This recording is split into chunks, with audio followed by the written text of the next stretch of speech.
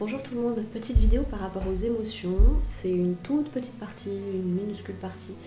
Ça sert un petit peu d'intro par rapport au plongeon que je veux faire dans l'explication sur les émotions, de tout ce que j'en ai compris en tout cas, et de ce que je peux en expérimenter. Ça vient de théorie et d'expérience aussi, parce que la théorie toute seule c'est sympa mais ça donne pas grand chose, donc je conseille toujours de toute façon aux gens d'expérimenter par eux-mêmes. Et vraiment, pour moi, ce qui est essentiel à comprendre, si on doit commencer quelque part en parlant des émotions, c'est que déjà, donc, en gros, toute manifestation, toute expérience humaine va se manifester de trois façons. Soit on va vivre des émotions, soit on va vivre des sensations corporelles, avec nos cinq sens notamment, soit on va vivre ce qui est de l'ordre de la pensée, de la mentalisation. Donc via corps mental, corps physique et le corps émotionnel, donc le système des émotions. Voilà, donc ça, ce sont les expériences qu'on peut faire. Tout ce qu'on expérimente, si on doit le relater à quelqu'un, si on doit l'expliquer à quelqu'un, ça ne pourra être autre chose qu'une sensation, une pensée ou une émotion. Donc déjà, ça c'est très important. L'idée, c'est aussi d'apprendre à faire la différence entre ce que c'est une pensée, ce que c'est une sensation et ce que c'est une émotion. Donc là, l'idée, c'est que regarder ce qui se passe en soi et apprendre. Bon, là, c'est qu'est-ce que je vis. Et puis, voilà, ça s'apprend, ça peut... On peut se faire aider là-dessus, avec des gens qui s'y connaissent, bien sûr, en reformulation. Ça s'apprend. Apprendre à reformuler ce qui est retranscrit, ce qui est saisi par l'autre. Il peut nous dire, voilà, ça c'est plutôt la pensée, ça c'est la sensation, ça c'est l'émotion. Instinctivement, nous, on sait, mais comme toute chose en fait qu'on n'a pas développée ou qu'on n'a pas apprise ou qu'on n'a pas l'habitude de pratiquer, c'est compliqué. Voilà, donc les émotions, la fonction d'une émotion, c'est de nous traverser, de nous informer de quelque chose en soi. Ça nous informe principalement de soi, de nous. Pourquoi je dis ça? Parce qu'on pourrait penser le contraire, on pourrait penser que ça nous informe de la situation. Mais ça nous informe vraiment principalement de nous. Pourquoi? Parce que face à une même situation, on voit bien que les gens pourront vivre des émotions différentes. Ça se vérifie de manière générale. Il y a peut-être des récurrentes. C'est sûr qu'aux enterrements, on voit rarement les gens avoir des fous rires. Mais ça peut arriver.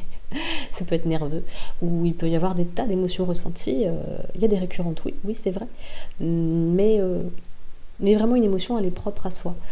La fonction d'une émotion, on le voit bien avec les petits-enfants, c'est de nous traverser. C'est quelque chose qui nous traverse, c'est un ressenti qui nous traverse, et il a un début, un milieu et une fin. Toute émotion a un début, un milieu et une fin. Même si parfois ça paraît interminable et que ça fait très peur. Notamment quand dans certains cas on peut partir en rage, ou on peut partir dans la tristesse, ou dans la colère, ou dans la peur. Si on n'a pas été trop habitué à accueillir nos émotions, et qu'on a l'impression qu'on en a beaucoup à l'intérieur et que c'est un petit peu sous forme de magma, parfois on peut avoir peur de les accueillir, ces émotions, parce qu'on a l'impression qu'elles vont faire un tsunami, que ça va pas s'arrêter, ou que ça va faire des gros dégâts. Alors qu'en fait, dans la réalité, il suffit de regarder les enfants, une émotion, elle arrive, elle traverse, et hop, on passe à autre chose. C'est vraiment comme ça qu'on devrait le vivre. Alors il y en a qui vont durer un petit peu plus longtemps. On apprend le décès de quelqu'un de proche, ça va pas durer une minute et hop, terminado. Non. Mais que ça dure un peu plus longtemps dans certaines circonstances qui touchent plus, oui, c'est normal, mais que ça dure indéfiniment, ça n'est pas normal. Et malheureusement, ce qui a pu se passer, ce qui se passe la plupart du temps, puisqu'on est dans une société qui seulement maintenant commence un petit peu plus à développer ce concept d'explication de ce que c'est, les pensées, les émotions, les sensations, quoi en faire, on nous aide à l'expression, on nous aide à la reconnaissance de ces différentes choses et de ce à quoi elles servent. Enfin, il y a plus de psychologie, il y a plus de pédagogie, il y a plus voilà. On s'intéresse plus à tout ça aujourd'hui. Mais avant, non. Donc du coup, pour la plupart d'entre nous, on a été élevés par des parents ou des tuteurs qui savaient pas trop et qui n'étaient pas au fait de ces choses-là. on peut même pas l'en vouloir quelque part. Et la plupart du temps, ce qui s'est passé, c'est que n'acceptant pas inconsciemment de laisser passer l'émotion, on s'en est imprégné à certaines émotions et elles sont restées comme des choses installées en soi, comme des sentiments, comme des récurrentes, presque comme des traits de caractère. Et ça, ce sont des jeux émotionnels en fait. Pourquoi on fait ça la plupart du temps, voire même tout le temps, mais sans se rendre compte? C'est parce qu'on obtient des bénéfices secondaires à rester dans ces émotions-là, qui n'ont plus la fonction d'émotion, puisqu'une émotion normalement est censée traverser. Là, ça traverse pas, ça va pas au bout, ça s'arrête en chemin, et du coup, ça reste, ça s'agglomère quelque part en soi.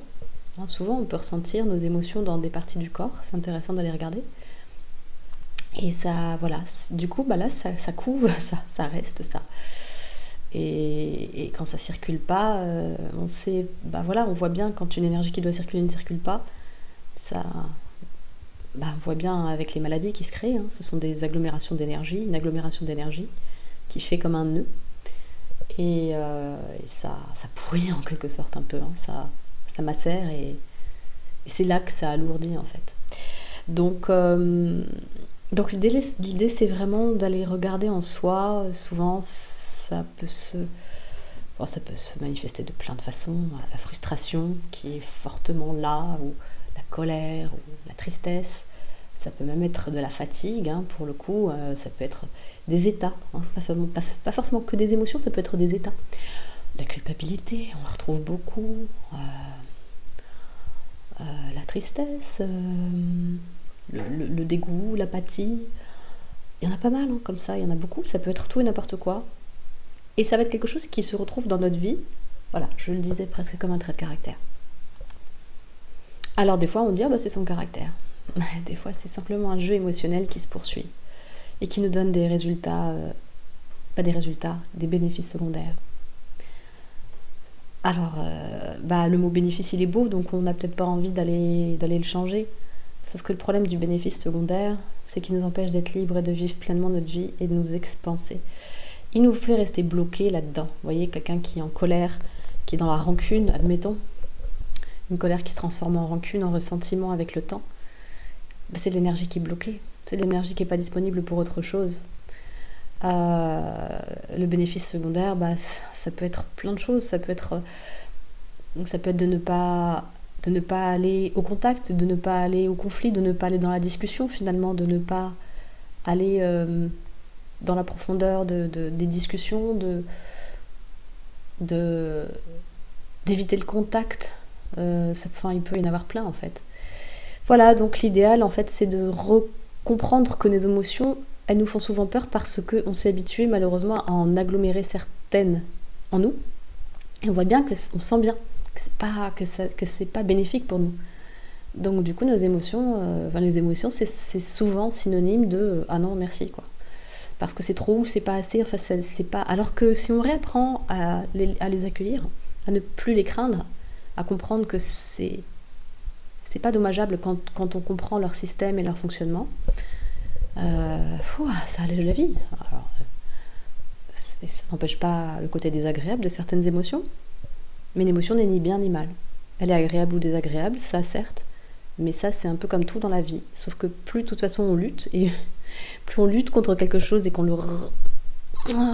lutte contre, on voit bien ce que ça donne comme une énergie inverse. C'est tendu, ça crée beaucoup de tension.